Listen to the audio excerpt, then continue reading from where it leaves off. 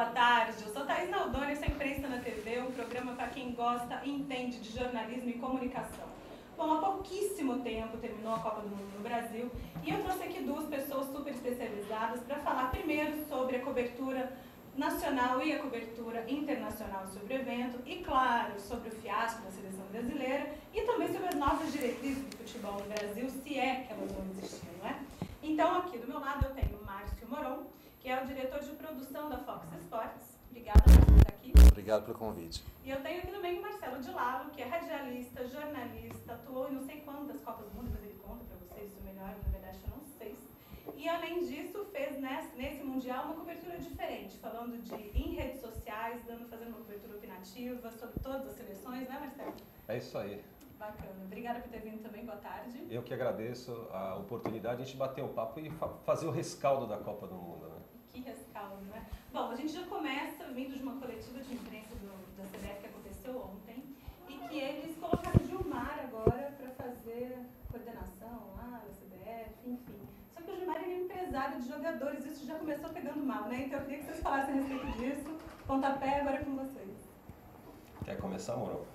Bom, eu conheço o Gilmar do tempo que ele era goleiro, né? E quando ele já começou com a outra atividade após a carreira, né? Quando ele já foi para a parte de empresário de futebol, eu tive menos contato com ele. O Gilmar é uma pessoa que ele nunca teve nada contra ele, não teve nenhum escândalo, nenhuma patifaria grande contra ele, mas evidentemente que quando o cara partiu para esse lado de ser empresário de jogador, é difícil ele fechar o escritório e não ter mais nada, né? Porque como são muitos atletas, quando ele vende um atleta para um time ou ele repassa o passe para um outro empresário, sempre fica uma porcentagem, né? Então eu estou com 4 atletas aqui, eu não vou ser mais gerente de atleta, gerenciar a carreira, passo 2 para você e 2 para o Dilalo. Só que eu chego para o Dilalo e falo, olha, o jogador aí, o Joãozinho, tem futuro, se você vender daqui a pouco, dá 10% é meu. Aí eu chego para você, Thaís, e falo, olha, o Luizinho aí, esse aí você vai vender para a Europa, se você vender, 5... Então, não estou falando que ele faça isso, mas evidentemente que é difícil o cara não ter mais nada com nenhum jogador. Por isso que vem as suspeitas em cima dele. Ele abriu a entrevista coletiva já falando que fechou o escritório e que não tem mais nada a ver com o empresário. Temos que acreditar na palavra dele, não somos nós que já vamos desacreditando antes de tudo começar. É um nome, ele foi para a Copa do Mundo, foi campeão, ele tem uma certa experiência. Tem a experiência de administrar a carreira de jogadores, quer dizer, ele não é um Zé Ninguém que está chegando aí caindo de paraquedas. Então, temos que dar um voto de confiança para ele. Ele conhece o mercado internacional, ele jogou fora do Brasil, atuou fora do Brasil como empresário, mas eu concordo com o Mourão. Eu acho que no momento que você começa a pensar numa reformulação, e a reformulação você tem que olhar de uma maneira realmente geral. Não adianta você fazer um projeto só para a seleção brasileira, você tem que fazer um projeto para o futebol brasileiro. O futebol brasileiro está pedindo socorro há muito tempo. O resultado da Copa do Mundo é só um detalhe do SOS que se encontra no futebol brasileiro há tanto tempo, há tantas décadas, né? Se você for nas categorias de base dos clubes, se você for olhar para a fábrica de jogadores que está secando, surgiu só o Neymar como craque, são bons jogadores que surgem, a legislação está equivocada, permitindo a saída de jogadores muito jovens do Brasil. Enfim, tem uma série de situações que deveriam ser discutidas, né? Eu acho que, pura e simplesmente, você colocar um novo gerente como o Gilmar, anunciar um novo técnico, estão dizendo que vai ser o Dunga. Gente, será? Inclusive a Fox. Vem os 7 anões juntos com ele.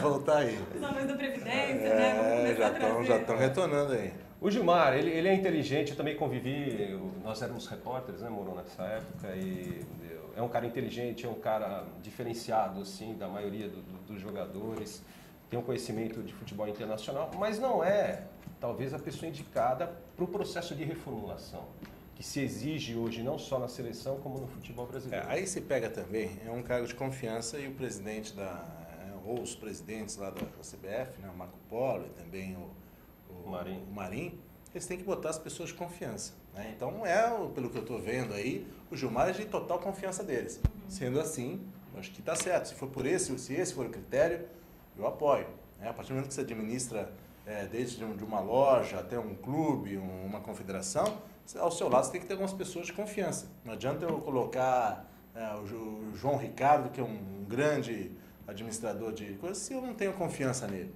Então, eu acredito que por esse lado, se o cargo está sendo colocado para o Gilmar, porque eu de extrema confiança do Marinho e do Marco Polo, acho que temos que dar um voto para eles. Bom, agora vamos falar que sendo Dunga de novo, então pré-requisito para ser técnico da seleção brasileira é ser gaúcho, né? Então começa por aí. O próximo então é Ronaldinho Gaúcho e assim por diante. Bom, antes da gente voltar a falar sobre a coletiva de ontem, sobre o novo técnico da seleção brasileira, eu queria falar a respeito de cobertura de mídia. Então, antes do evento, muitas pessoas falaram muito mal e estavam com muito medo do que aconteceria no Brasil, né? E com o tempo, conforme foi passando o campeonato, a visão da mídia também mudou muito. Inclusive, a nacional, a internacional, todas mudaram bastante. Então, eu queria mostrar o que a Sport TV fez, que eles fizeram um pequeno apanhado, que é exatamente o que eu queria mostrar para vocês comentarem depois. Pode ser? Bora lá, vamos ver. Antes da Copa do Mundo, a gente tem até aqui para colocar, a gente vai recuperar uma capa da Der Spiegel, jornal alemão, que coloca nessa capa de 12 de maio, antes da Copa do Mundo, olha só, a capa diz o seguinte: morte e jogos. Um mês antes da abertura, a revista traçava um panorama sombrio dessa Copa de 2014. Né? As notícias eram sobre protestos, sobre greves, sobre problemas e sobre essa expectativa da infraestrutura e de como ia ser contida a possível violência. E, em contrapartida, a gente tem matérias de ontem, por exemplo, de jornais importantes. O El País diz o seguinte, um artigo: tudo bem, não era para tanto. Em síntese, diz que os transportes funcionam, o metrô de São Paulo, inclusive, está melhor do que antes das greves, os aeroportos não têm tido problemas diferentes do que se vê no resto do mundo, os cancelamentos foram menores, essa é uma época do ano confusa, né, por causa de muita neblina, numa época do Rio de Janeiro, fundamentalmente, onde o aeroporto está sempre fechado. Lógico que acontecem percalços, mas, em síntese, acho que a repercussão no mundo inteiro, a gente viu na Espanha, e a gente vai colocar agora o Le Monde da França também, dizendo o seguinte: a improvisação brasileira mostra-se à altura do evento. Né? Pode chamar de milagre brasileiro. 3 meses atrás eram várias preocupações, né? Muitos temores em relação à Copa do Mundo do Brasil. Os estádios estariam inacabados, mas de uma certa maneira tudo vem correndo de uma forma bem mais tranquila do que se esperava, Rui. A imprensa estrangeira era totalmente normal que ela tivesse essa visão tão apreensiva do que ia acontecer na Copa, porque ela espelhava exatamente o que acontecia na nossa imprensa, né? Que foi de uma crítica permanente, a priori, né? Era uma cobertura com enorme má vontade o tempo inteiro, de uma exigência absurda, né? Que acabou enfatizando o movimento Imagina na Copa, sabe? Ou seja, a nossa imprensa foi rigorosamente espírito de porco antes do evento começar. Ah, mas faz parte da imprensa. Isso eu sei, faz parte. Uma notícia que é notícia. Mas já uma notícia nem tinha acontecido ainda, quer dizer, não se deu nenhuma chance a que se pusesse as coisas em ordem, né? A expectativa de que as coisas poderiam estar em ordem antes da Copa começar. De volta aqui com a Imprensa na TV. Antes de bater a bola aqui com os meus convidados, eu esqueci de vocês, desculpem, que eu jamais posso fazer isso, né? Mandem suas perguntas, suas críticas, suas sugestões aqui para o programa, as perguntas em tempo real, a gente repassa e responde. Bem fácil, utilize as hashtags TV da internet ou a hashtag Imprensa na TV, ali pelo Twitter ou pelo Facebook, estou juntinho com você, é só falar comigo, ok? Bem, gente, essa visão que mudou da imprensa, o que vocês atribuem? Primeiro o medo e depois a mudança com o decorrer do evento? Ou terceiro, nem nós brasileiros estamos acreditando que nós podemos fazer, mais ou menos por aí. Não, é o seguinte, eu não tinha medo em relação ao evento, entendeu? O Brasil está acostumado a fazer grandes eventos, um Fla-Flu leva 80 mil pessoas, noite de carnaval são 150 mil pessoas, tanto em São Paulo como no Rio de Janeiro. Então, esses grandes eventos nós estamos acostumados a fazer mais que outros países. Então, não era isso que estava me preocupando. O que me preocupava era a infraestrutura de aeroportos e hotéis. E aí, realmente, eu fiquei surpreso, porque, como nós vimos aí na reportagem, os índices foram muito menores do que nós imaginávamos. Com certeza. Né? Eu pude viajar para Brasília, Belo Horizonte algumas vezes e tal, e não encontrei nenhuma dificuldade. Pelo contrário, o aeroporto de Brasília, essa reforma ficou sensacional, tá? Parecendo um aeroporto europeu. E outros lugares também. Mas 60 dias antes de começar a Copa, eu fiz um tour pelos estádios, um tour da FIFA, pelas empresas detentoras de transmissão. E realmente me assustou um pouco o estádio lá em Porto Alegre, o de Curitiba. Não terminou a parte de imprensa, né? Fizeram um me engana que eu gosto lá para ninguém, mas entre mortos e feridos, eu acho que o saldo foi muito positivo. Né? Eu acho que isso que nós temos que ressaltar, o lado bom de um evento, que foi um grande sucesso.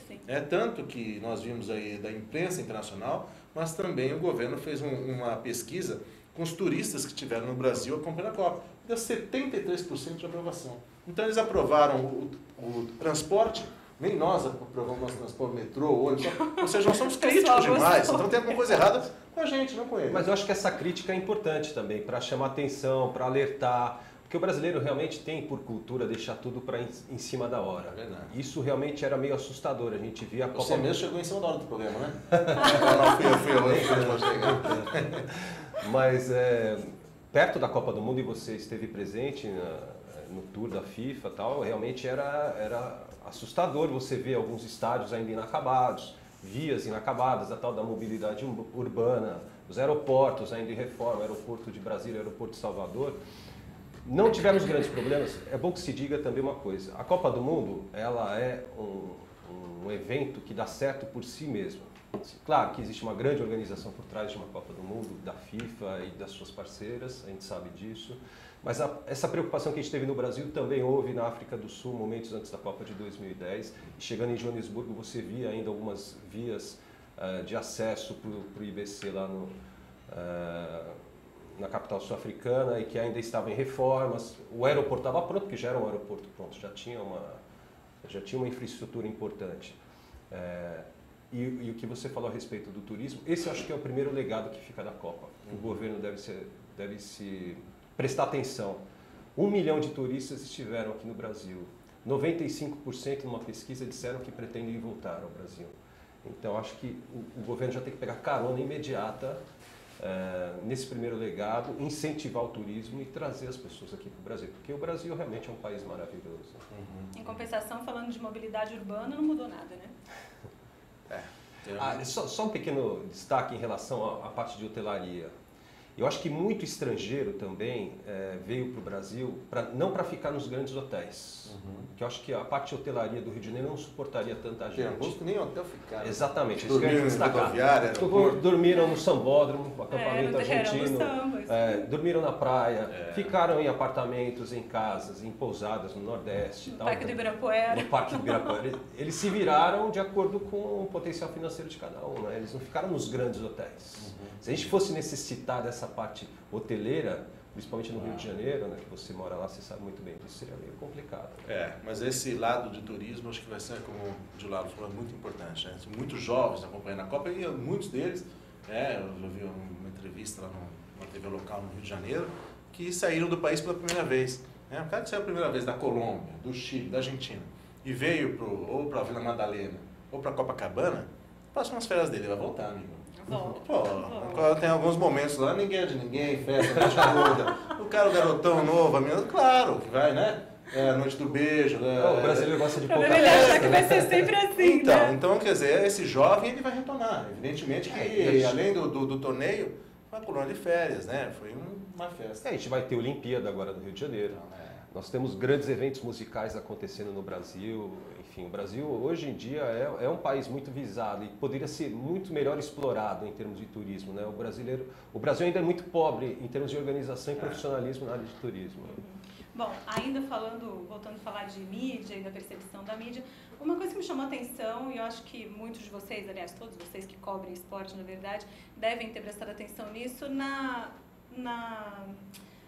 forma como a imprensa falou da lesão do Neymar.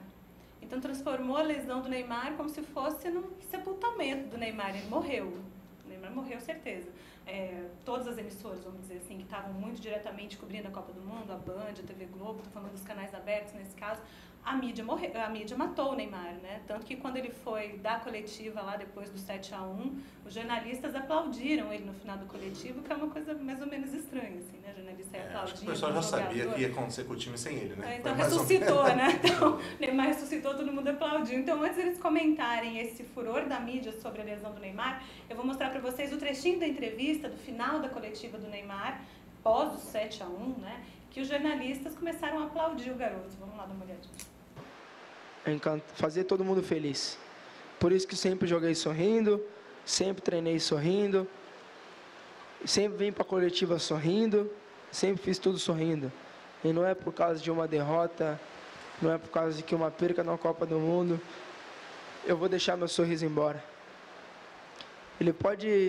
Meu sorriso pode se fechar por um dia, por alguns minutos. mas para sempre não. Pode ter certeza que amanhã a gente volta a sorrir. Valeu, galera. Obrigado. Um abraço. Obrigado a todos. De volta aqui, eu acho que ele ficou até sem graça de ter sido aplaudido no fim da coletiva, porque isso não é uma coisa muito usual, né? Bom, primeiro que ele chorou sem derramar lágrima, né? Isso também foi um fato que marcou essa entrevista, na minha opinião. O Neymar é um bom menino. Ele é um menino, bom, além de ser um craque de bola, ele é um menino de bom coração, de boas atitudes. Ele é um símbolo dessa garotada. Ele tem um carisma impressionante, né? Se ele citar o nome de uma banda, de um grupo que está começando, os caras ficam ricos do dia para a noite. Tudo que ele mexe dá dinheiro, dá Neymar, muito dinheiro. fala meu nome aí. Mas tudo é viral com o Neymar, né? Todos os vídeos, postagens e tal. Mas tinha que ter um certo limite. Uma coisa que me chamou muito a atenção também, né? E o Moron também conviveu com isso até mais de perto, eu fiquei um pouco mais distante. Mas teve um colunista do Globo que publicou uma matéria dizendo que na véspera do jogo contra a Alemanha, no hotel da seleção, lá em Belo Horizonte, havia um salão de beleza e todos os jogadores marcaram de fazer cabelo, unha, pé e mão, na véspera de uma semifinal de Copa do Mundo. Eu sei que o mundo mudou, eu sei que os homens estão mais vaidosos, os jogadores mais ainda, né? Mas não é dia de ir em salão de beleza, uma véspera de semifinal de Copa do Mundo. O foco estava completamente errado. Além dos erros de preparação, de planejamento, de treinamento que o Filipão cometeu, ele não conseguiu segurar essa garotada, né? Precisava de um líder lá. O Dunga, como jogador, seria importante num processo hoje de renovação. Você ter um líder dentro de campo, que poderia ter sido o Fred pela idade dele. Ai, que susto. Achei que você já tinha que convocar o Dunga. Como assim? Não, é assim, o Fred, por ser o jogador mais velho de linha, ele naquele jogo com a Alemanha, ele tinha que chamar agora, gente, vamos fazer isso, chamar a atenção, mas o Fred estava atônito também, junto com os outros jogadores. Faltou liderança dentro de campo e fora de campo também. O que eu achei um pouco estranho é que 4 dias antes o cara saiu de ambulância, de helicóptero de ambulância. Depois ele volta para uma entrevista coletiva. Então acho que por aí já tem alguma coisa errada.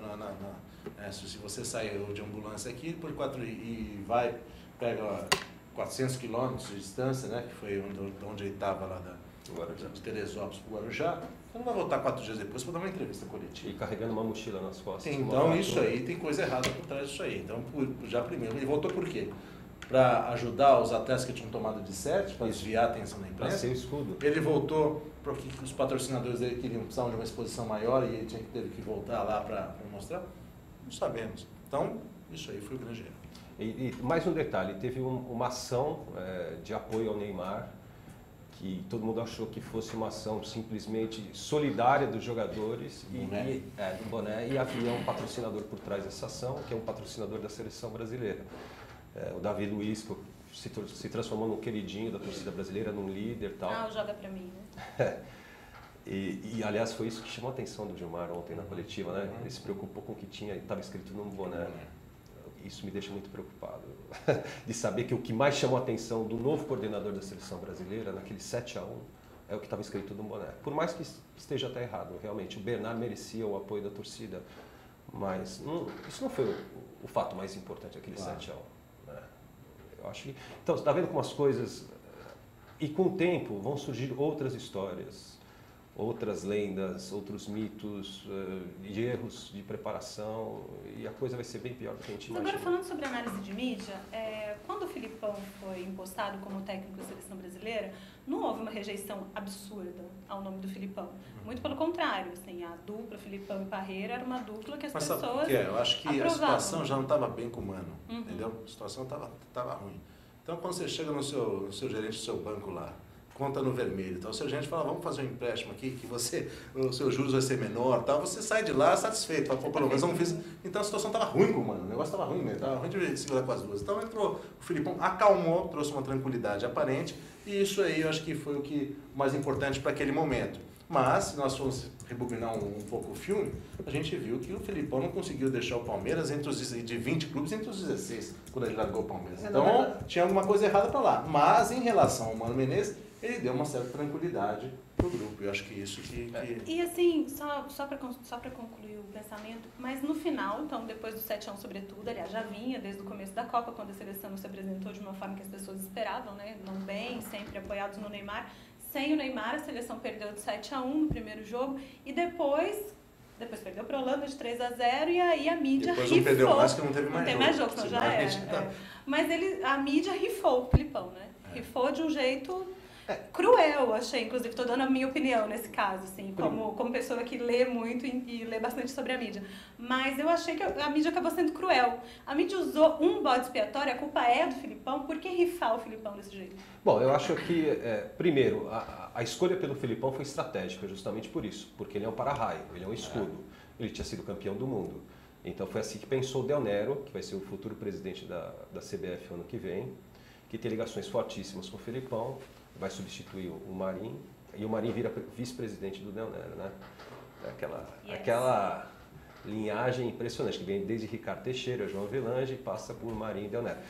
E o Del Nero levou o Filipão, mesmo com o fracasso absoluto que ele teve no Palmeiras. Foi campeão da Copa do Brasil, mas foi rebaixado.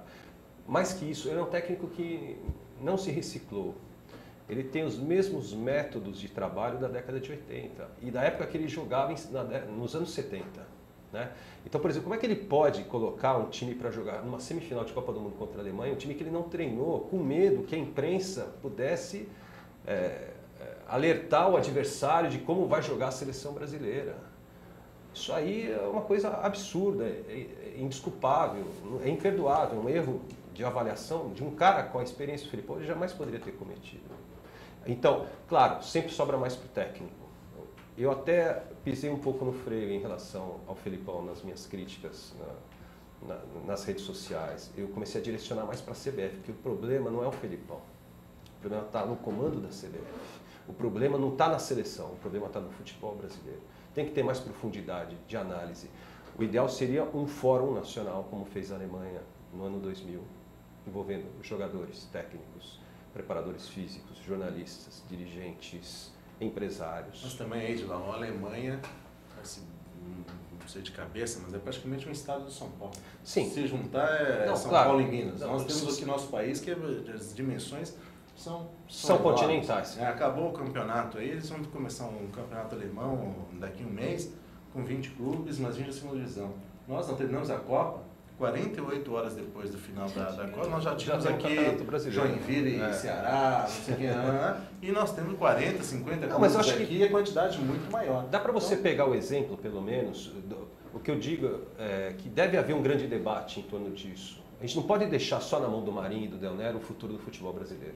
Todo mundo precisa participar, o futebol é um patrimônio nacional. Então, todo mundo tem que chamar o bom senso, né, com o Paulo André, com os jogadores que reivindicam tantas coisas, como ajuste de calendário, de campeonato. Se tem boas sugestões, jornalistas podem dar boas sugestões. Se pode pegar, pelo menos, a partir desse congresso e tentar uma reforma geral a longo prazo, porque não seria nem a médio nem a curto prazo, a longo prazo, o que fez a Alemanha. Esse é o exemplo. Claro que você vai adaptar o Brasil a isso, porque o Brasil é um país continental, diferentemente da Alemanha, mas você pode setorizar. Nos Estados Unidos o basquete é setorizado, a NBA, Costa Leste, Costa Oeste, tem o draft, tem uma organização. Basta ter um pouquinho de boa vontade para tentar ter uma organização, que não existe no futebol. E vocês acham...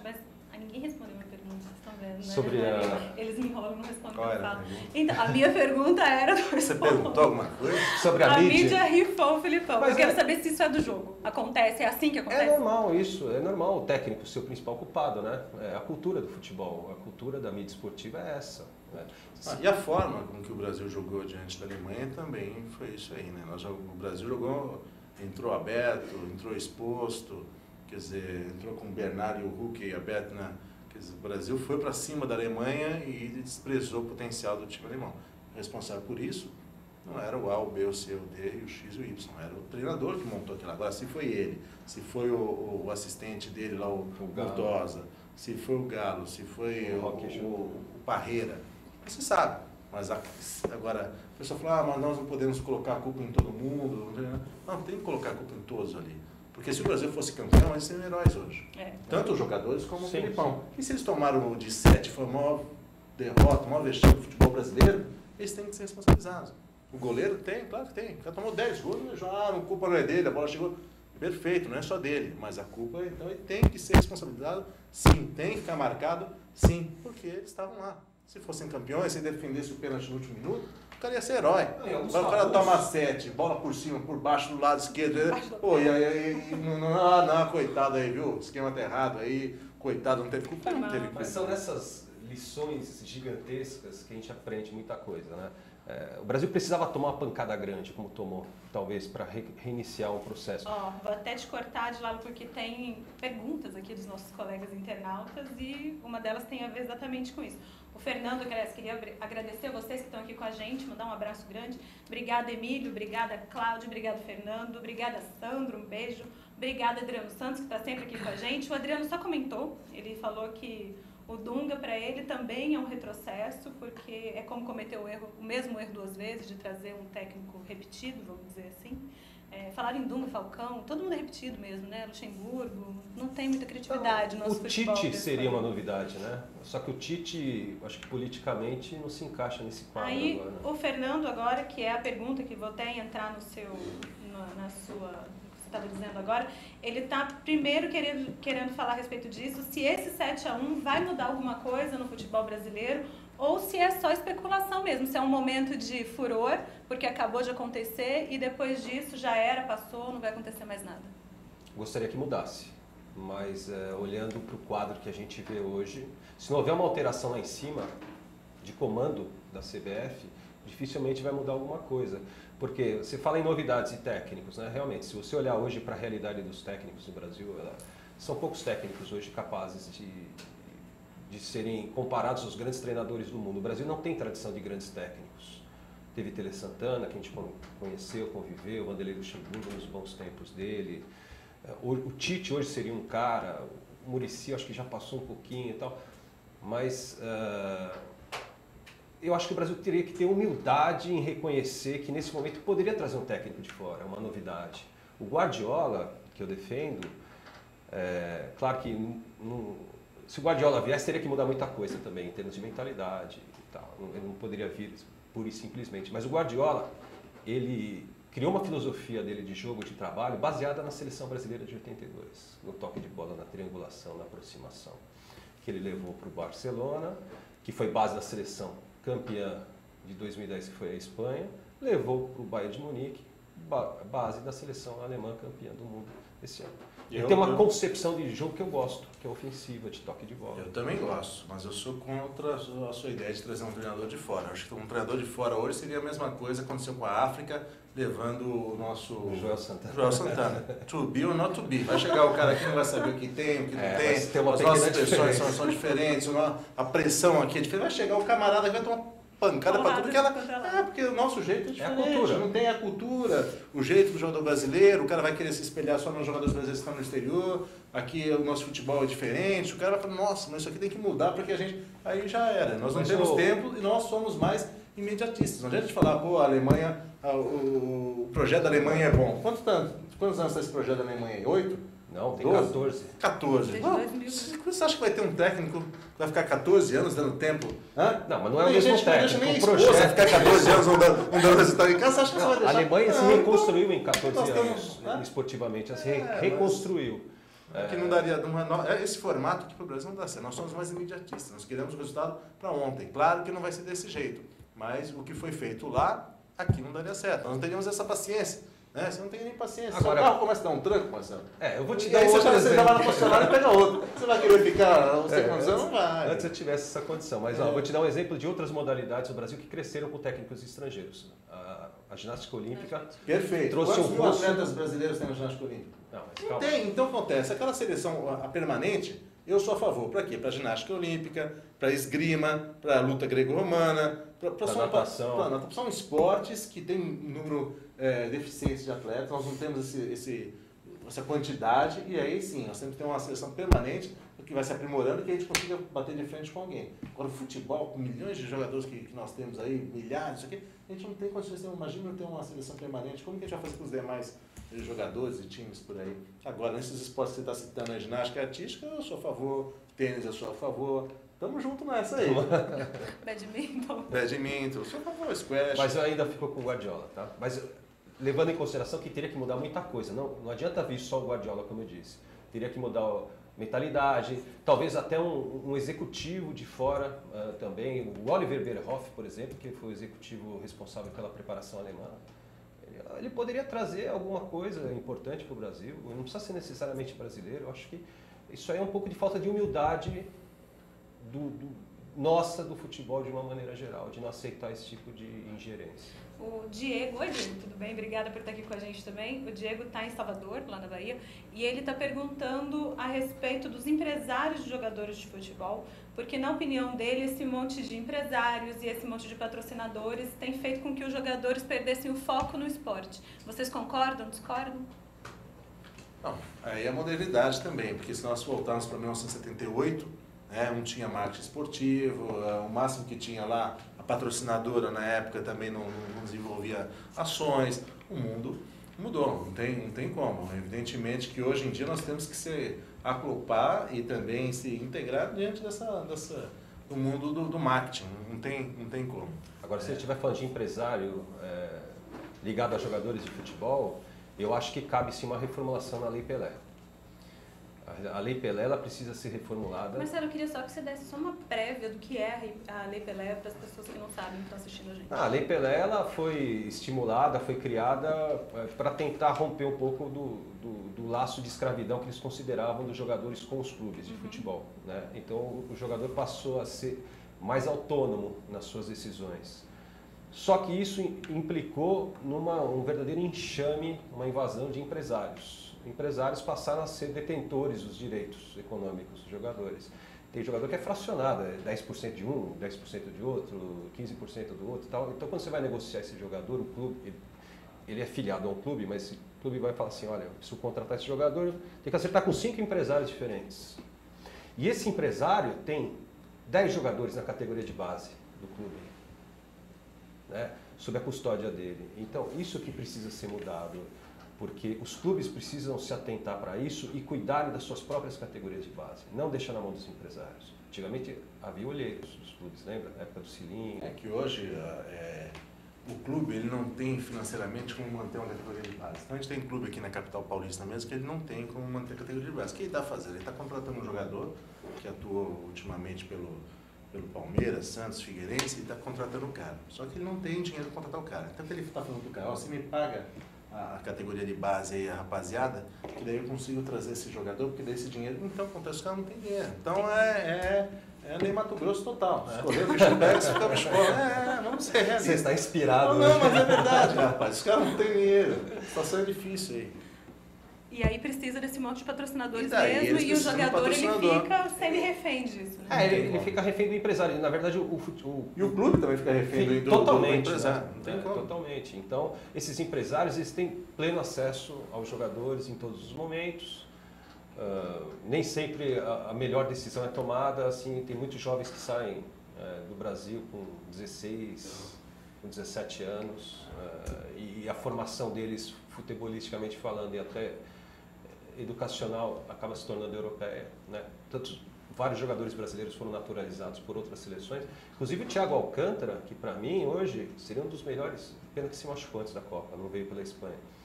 É o filho do Mazinho, campeão do mundo em 94, e ele é um jogador de uma característica que está meio em extinção no meio campo, o cara de toque de bola, o cara que prende pouco a bola, dá uma enfiada, né? Que a gente precisou tanto nessa Copa do Mundo e a gente não teve.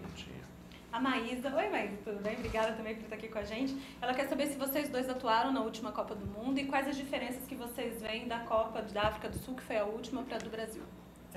Da última a diferença foi muito pequena, né? Mas é evidentemente que a Copa no Brasil, para a área de imprensa, foi um grande sucesso também, porque os centros de imprensa que a FIFA disponibilizou em todas as capitais, em todas as sedes, isso colaborou bastante para quem não tinha uma redação fixa. Por exemplo, emissoras da América do Sul, próprio da Europa, que vieram com cinegrafista, equipamento, repórter e tal, mas não tinha uma sede própria. Então, esse centro de imprensa ajudou bastante isso. Isso já teve na África e teve agora aqui no Brasil também. Em outras Copas isso era bem menor e também o acesso com a mobilidade, com a internet, a dificuldade era muito grande. Então hoje está um pouco mais fácil cobrir uma Copa, mesmo que não tenha os direitos. Claro que aí a dificuldade é um pouco maior, mas o dia a dia ele consegue mandar um material interessante para o país deles. Certo. Eu queria destacar algumas coisas diferentes, assim, e como novidades, né? Primeiro aquela Spider Cam, sensacional, né? Em cima do campo, fazendo umas tomadas diferentes e tal. As transmissões elas vão evoluir cada vez mais para esse lado tecnológico, né? O Mourão pode falar muito bem a respeito disso, com muita propriedade. Uma novidade que surgiu com as redes sociais de uns tempos para cá, a hashtag foi abraçada pelo mundo inteiro, pelas empresas. Memes, né, gente? Os Foram memes sensacionais os memes dessa foram Copa. sensacionais. O brasileiro é super criativo, então mal terminou a mordida do Luiz Soares lá no zagueiro italiano e já tinha o meme dele no Facebook. As redes sociais funcionaram muito bem, né? Eu que fiz um projetinho de rede social, porque no momento eu estou desempregado e não estou vinculado a nenhuma emissora, então eu criei uma hashtag chamada Copa com Copo e eu trabalhei com essa hashtag no Facebook e no Twitter, opinando, passando alguns memes, trazendo informações, enfim, eu criei um ambiente com os meus seguidores e fiz uma cobertura minha de Copa do Mundo, assim, assistindo todas as partidas, né? E eu acho que funcionou muito bem o Facebook e o Twitter, né? Acho que bateu o recorde. Uma das preocupações nas redações era exatamente rastrear os Twitters ou a rede social em si dos jogadores, né? Então hoje não tem mais aquela fonte de informação, seu assessor de imprensa da Itália, assessor de imprensa da Suíça ou da Argélia e tal. Além de você ter o contato com o assessor de imprensa das 32 seleções, você tinha que rastrear ou colocar um pessoal rastreando lá o Facebook, o Instagram, o Twitter. Tinha que ter 3 tons de em cima do Podolski. De todos os jogadores. Do Podolski sim, porque ele foi... Mas de todos os jogadores também, porque a informação está ali em qualquer momento, entendeu? Então essa eu acho que é uma grande novidade. Nós mesmo lá do Fox Sports tínhamos 6 pessoas só para ficar rastreando e vendo o que os jogadores estavam colocando, porque antigamente não, você tinha um contato do assessor de imprensa e oficialmente marcava lá, o fulano de tal hoje não treinou porque sente uma lesão na coxa. Hoje não, o cara antes do assessor falar, ele já postou uma foto com uma bolsa de gelo, você das quantas, hoje não, hein? Aí você já vai, entendeu? Então mudou, isso é uma característica que é uma mudança, né, no dia a dia de uma cobertura de um evento como esse. E eu achei legal que a Fox ela dividiu a tela, né? Ela colocava... Fez um L, né? Ela fez um L, colocava informações, colocava sempre um Instagram. Essa foi uma das novidades da Copa do Mundo que nós trouxemos da Fox americana, que a tela ela tem interatividade. Então a gente colocou tipo um L na tela, o quadro maior é onde ficam as imagens, a entrevista coletiva, o treino, a imagem em si, e o resto lá você tinha hashtag, você tinha as fotos do que os atletas ou comissão técnica tinham postado durante o dia, tinham frases de Twitter, quer dizer, ficou bem interativo. Então ficou bem interativo, essa foi uma das grandes novidades. Gente, obrigada de novo por estarem aqui com a gente. Querem mandar algum comentário, alguma pergunta? É fácil, usa as hashtags, acabamos de falar sobre isso. Vamos agradecer também aí todas as questões, porque também é uma questão difícil até agora. Nossa. Então estamos agradecendo todo mundo aí, todas as questões estão barbadas. Perguntem coisas difíceis para eles, então vamos lá. Está terminando? Terminou já? Terminou? Falta pouco. Então entre em contato com a gente pelas hashtags TV na internet ou Imprensa na TV, que a gente responde suas perguntas.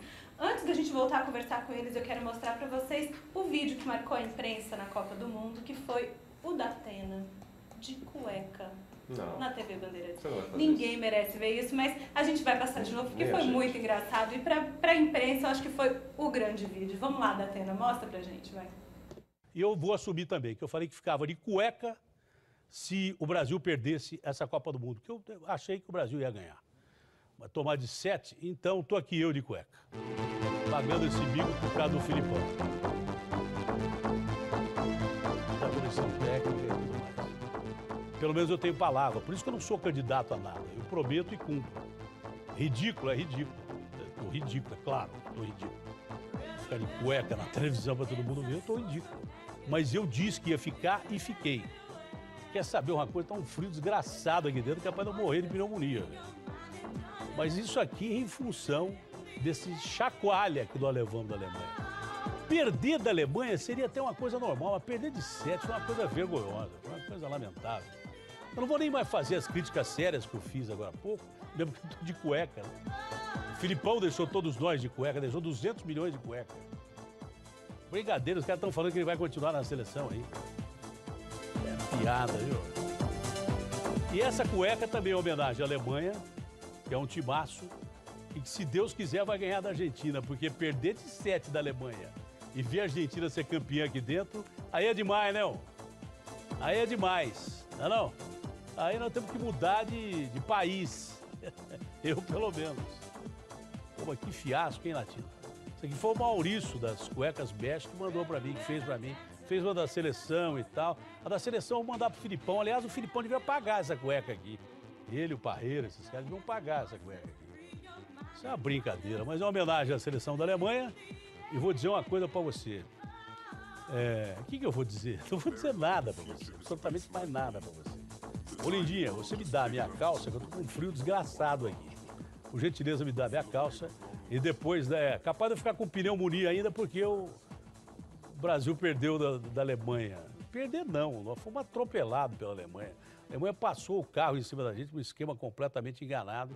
E esses caras ficam falando, não, porque vamos manter o Filipão e tal. Isso é uma piada. E tem que aparecer na parte nacional também, que era o acordo, né, Latino?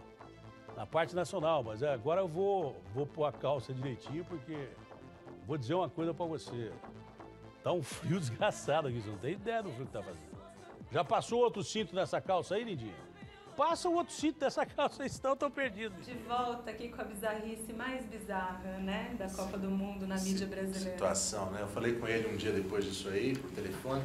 Aí eu falei, porra, Zé, você tava de cueca? Ó, rapaz, aposta é aposta, não tem jeito, ia ficar se a criança não fizesse isso. Eu falei, pô, ele falou, o difícil foi escolher a cueca. Compramos umas 4 lá pra ver qual ficar melhor. Eu falei, putz, eu te falar, né? Mas ele é um cidadão muito interessante. Nessa Copa do Mundo ele teve também um papel, voltando às origens dele, que é o jornalismo esportivo. Ele narrou pelo né?